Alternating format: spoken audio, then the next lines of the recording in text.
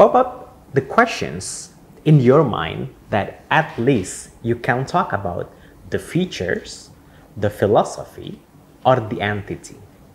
I repeat, the features, the philosophy, and the entity.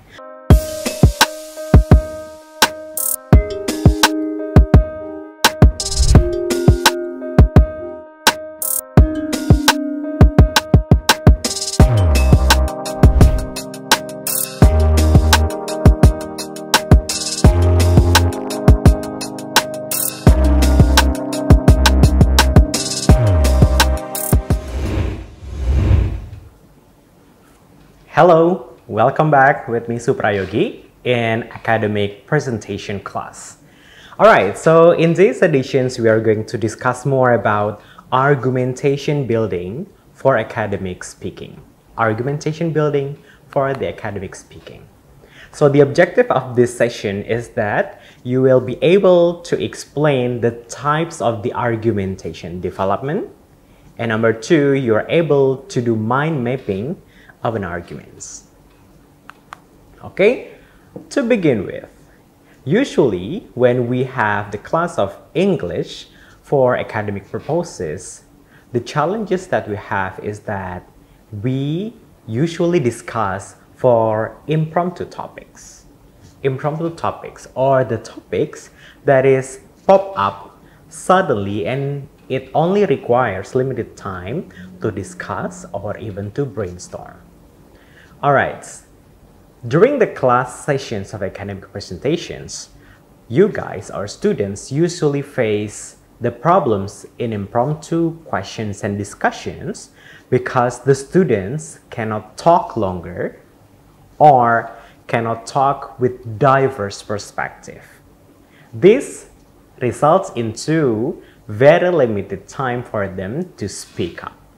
For example, when the time for you to speak up is about 10 minutes, maybe you only reach 5 minutes.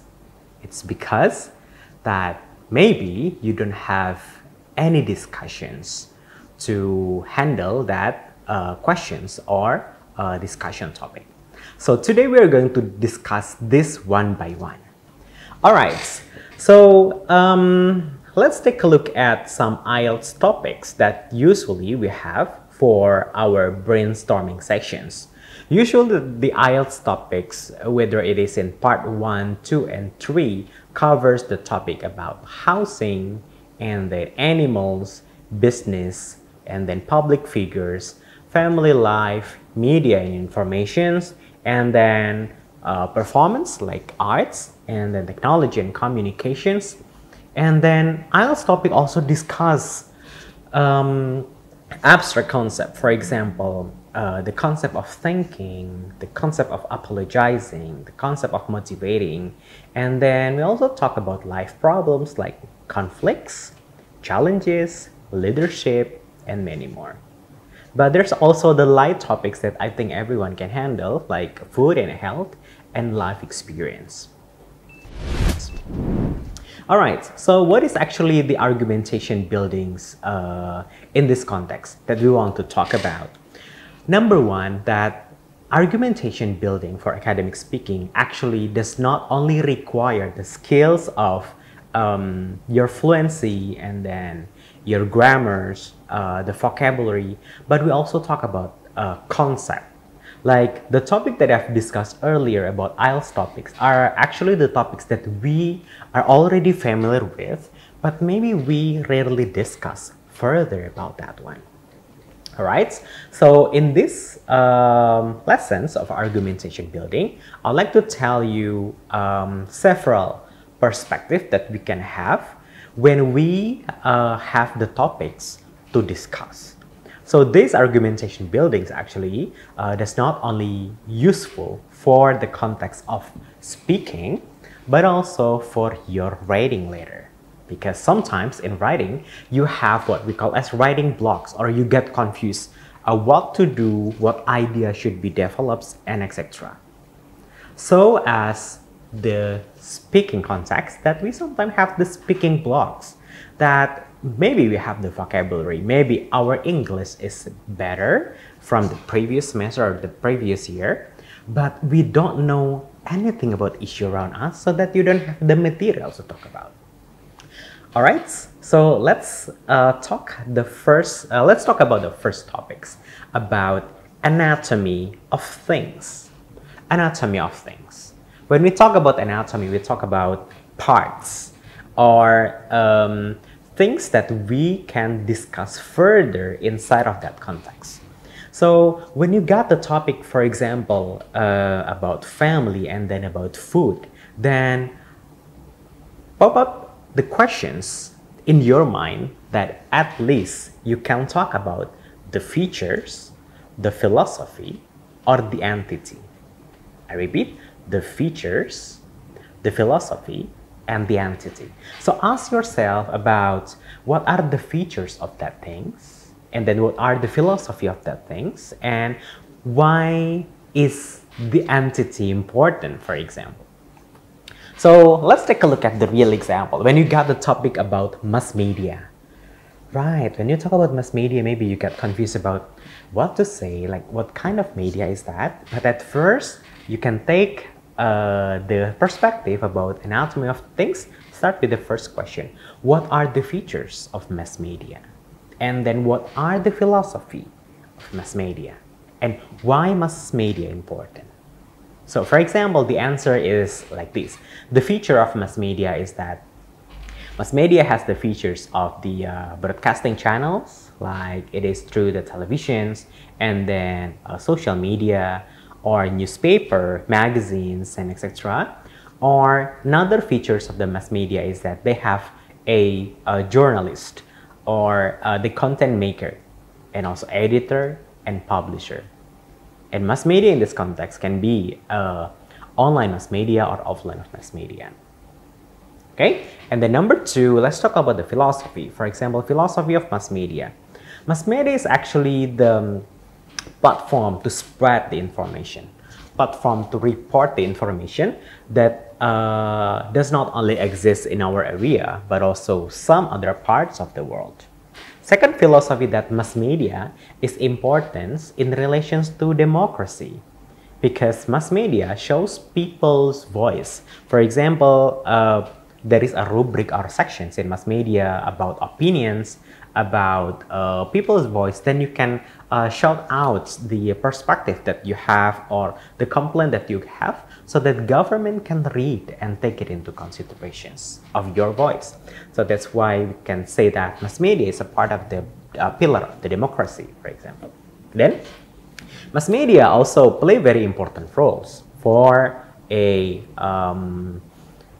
controlling people's informations. In this context, like whatever the informations published that by mass media, it means that it's trustworthy, and then that perspective that brought by mass media is actually the perspective that mass media wants you to have, so that you have same opinion about that one. So that's, for example, how to answer the philosophy of a things. Then, why mass media is important? Why mass media is important? Number one, it's important to update the informations, because we, as the citizens, should have the access of information about what the government is actually doing, and then what happens to other parts of the world, what are the progress issue about the current situation. For example, now we talk about COVID-19's recovery, for example. Okay, so another example that you can have, for example, when you get the questions about appreciation, it is something abstract, right? You should talk about appreciation. Then let's talk again with three questions. What are the features of appreciations? What are the philosophy of appreciations? And then why is appreciation important? Then you can answer it yourself. Okay, right. Coming up next is when you have the questions or topic for the discussions, you can do the analysis of 5W and 1H question.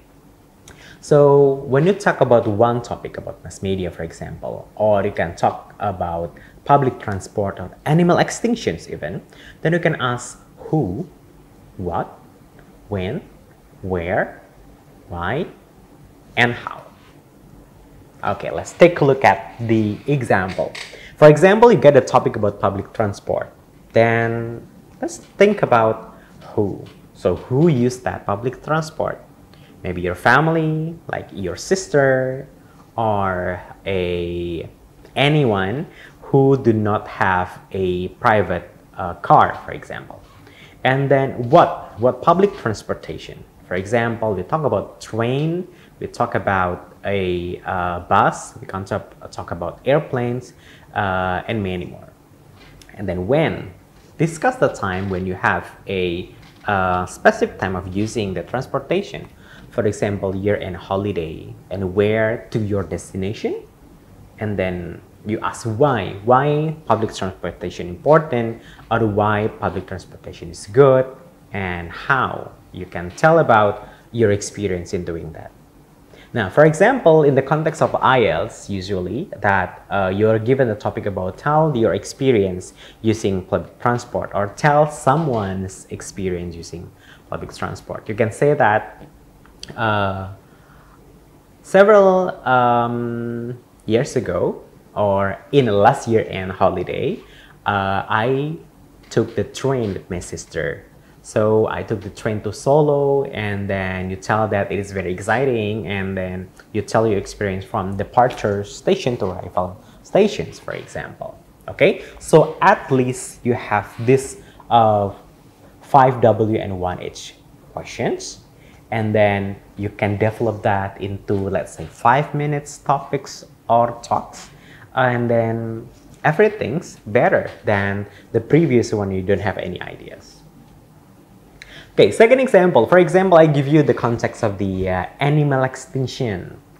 When we talk about animal extinctions, you can say who, like who actually the persons that contribute to animal extinctions. For example, hunter, and then what kind of the extinct animal or endangered animal. You can say that maybe it is orangutan, maybe it's rhino, maybe it's elephants, and etc. And then when animal extinction usually happens, you can say that it happens every year. And then where is the locations of the animal extinction? You can say that in Borneo forest or in Sumatran forest, and etc. And then why animal extinction happened? Maybe it is because of hunting, because of forest fire, and etc. And how, like in relation to the questions of animal extinction, you can answer like how to solve animal extinctions, maybe through the strict regulations. Then you can explain that one. Okay, so by this 5W and 1H questions analysis, you have more topics, subtopics I mean, to discuss further, so you can talk longer than the previous one. Of course, it's not only listing, but intertwining the answers of that questions. All right, so now welcome to the third analysis. I call it as involved actors analysis.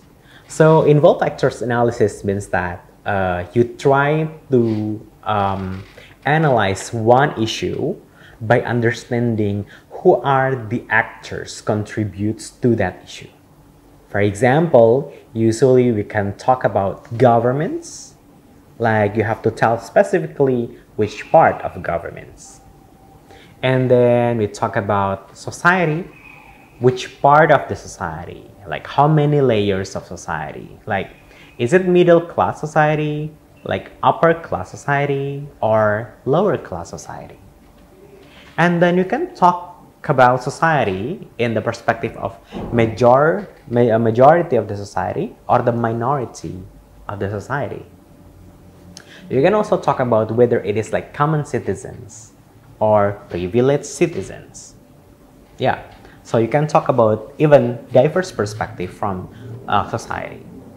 And then you can talk about company or maybe private sectors. So you can say that what types of company is that and what is the interest. And besides government, society, and company, it actually depends on the topics itself. Maybe it will be related to non-governmental organizations, and then it will be related to any kinds of movements, and etc. Okay, so now let's take a look at the topic. For example, the topic is smoking. Then you try to analyze the actors involved in smoking issue. Number one is governments. Which part of the governments? For example, Ministry of Health, and then the part of the government that handling the tax, for example. Or next one, let's talk about the society. Which society is that? Maybe we talk about the smokers or the active smokers itself. It can be divided into two, like adult smokers or young smokers. And then number two is the impacted people from smokers, or we call it as the passive smokers, like kids, pregnant women, and etc. And then the last one is that company, that is cigarette company. Right. By analyzing who are the actors and what are their interests and what are the impacts, then it is easier for you to talk, like connecting one problem to another problem from this perspective. Okay, next perspective is about, I give you example, the context is culture. For example, you get the topic of cultures, then who are the involved actors? Number one, maybe you can talk about governments. So which part of the governments? Ministry of Cultures and Tourism, or Ministry of Ministry of Education and Culture, like previously Ministry of Cultures and Tourism, or even Creative Economy. And then you can talk about Art Council. And then for the society itself, you can talk about the culture groups or indigenous community who own the culture or perform the cultures. And then we talk about the art lovers or art community, or even common people that enjoy the arts. And then we can talk about also about the company, like culture-based company, or maybe the business that focusing on the culture products, like they create or manufactures clothes with certain patterns, or it is like small medium enterprises making a handicraft or souvenirs, and many more. Okay, right. The next one is the perspective analysis. So perspective analysis itself is that we try to see one issue from the diverse perspective. For example, it is a perspective from the social one, and then psychological perspective, economical perspective, environmental perspective, political perspective, cultural perspective, scientific perspective, security, and humanity, law, international. There are lots. Now, sometimes that we miss this one, that we can see one issue from diverse perspectives, so that we can interconnect one topics to another topics and see whether there is a relationship or cause and impacts among that perspective. For example, I give you the topic about employment. Then we can see the employment from the social perspective, like unemployment leads to poverty, or maybe psychological perspective, that people prefer job satisfactions rather than the salary in the context of employment. Or maybe from economical perspective, that government right now give incentive to unemployed group. For example, in the context of the COVID-19, government give additional supports in terms of kartu prakerja, or the cards that is given to those who are currently employed, and they can also convert and join the training, online training, to get the certifications. Or we can see employment from political perspective, like maybe the report of the unemployment might be manipulated for certain purposes, like some cities report the context or data of unemployment to show that the unemployment is high because they want to get incentive and etc. Some data can be found about that one. And the last one, we can say that employment can be seen from the cultural perspective. Like people have a mindset toward money like usually stick to you only live once. That's why they cannot control their expenses, because it's a culture. It is something that stick in their mind. How do they see money, right? Okay, so we have talked about analysis of perspective, and then analysis of involved factors, and analysis of WH questions, and analysis from the anatomy of things. So these 4 types of analysis will be practically useful for you to do the mind mapping of the problems itself, so that you can talk longer or more comprehensively. Okay, after we discuss the perspective that we have when we got a topic, then let's move to the last step, which is mind mapping.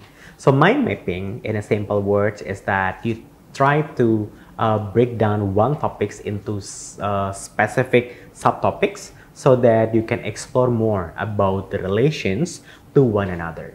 So when you get the topics, then you can think about, number 1, the problems itself. So from the topic, you narrow down to the subtopics, and then number 2, you talk about the involved factors. Number 3, you talk about the causes, and then number 4 is about the effects. Number 5 is about the solutions, and number 6 is about the after effects. Okay? Alright, so let's take a look at the context. For example, I give you the topic about the mobile phones. Then the problems that you raise is gadget addictions. Then let's take a look at the first analysis on the causes. I give you an example like the causes of gadget addictions are, number 1, fast track entertainment, and number 2 is that no gadget rule from the parents. Okay, and after that, let's talk about the actors. So the actors in this context are parents, children, school, and governments. And then what are the effects? Let's think about the effects. I give you an example like it decreases the school performance, like they have the low score, and then they also less socialize because they focus on the gadget itself. And then to know that this is a problem, this is the causes, this is the effects, and these are the actors involved, then let's come up with solution. In the context of solution, you try to compare what are the existing solutions and what are your new proposed solutions. For example, the solutions are we give the gadget limitation, and number 2, we want to have more time for parents to play with children. And the last one, don't forget to also analyze the after effect when the solutions is implemented. For example, like in the end, the gadgets are controlled, and in the end, the parents can explore the gadget applications or features for the positive sides. Actually, when you are doing a mind mapping, at least these are the things that you can explore. But then when it comes to a presentations or writing, you cannot take all of them. Maybe you should focus on the solutions, maybe you focus on the effects, or maybe you focus on the causes. Right, so it depends on the context, but I give you this 1, 2, 3, 4, 5, 6 models of analyzing the subtopics through the mind mapping. So this is the end of the explanations about argumentation building. We have already discussed about types of perspective in building the arguments, and the last one is that we talk about mind mapping, like how to do the mind mapping, what are in the mind mapping, and what is the purpose of mind mapping for your speaking and writing projects. So I close this session. See you in the next video. Terima kasih sudah menyaksikan video pembelajaran ini. Jangan lupa like, komen, dan subscribe, serta nyalakan tanda loncengnya agar kalian tidak ketinggalan informasi update lainnya.